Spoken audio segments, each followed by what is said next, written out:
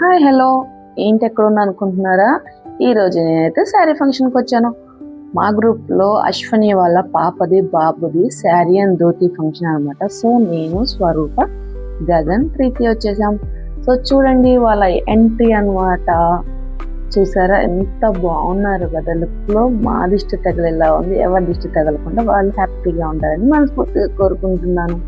So అదనమాట, ఈ హడావుడి అంతా చూసి వీడియో తీసి కాసేపు కామెడీస్ చేసుకొని వాళ్ళు స్టేజ్ ఎక్కిందాక అలా ఉండేసి ఆకలి అవుతుంది ఫుడ్ పెట్టే ఎదురు చూస్తుంటే ఆ టైం రానే వచ్చేసింది అనమాట. సో వెళ్ళిపోయా, ఫస్ట్ ప్లేట్ పట్టేసుకొని ఐటమ్స్ ఏమేమి ఉన్నాయో చూద్దామా. చూసారా, ఆనియన్స్, క్యారెట్, రోటీ, వావ్ ఎమ్మి ఎమ్మి చికెన్ కర్రీ, వావ్ చూసారా, నాకు నోరు ఊరిపోతుంది అనమాట. తిన్నాను అప్పుడు ఆల్రెడీ, అయినా మళ్ళీ చూస్తుంటే మళ్ళీ నోరు ఊరిపోతుంది. ఇంకా బిర్యానీ అనమాట, మటన్ బిర్యానీ. త్వరగా పెట్టండి నా ఆర్డర్తో చూస్తున్నా నేను. సో అసలు అయితే పెట్టేశారనమాట. చూసారా ఎంత కకృతిగా తింటున్నాను.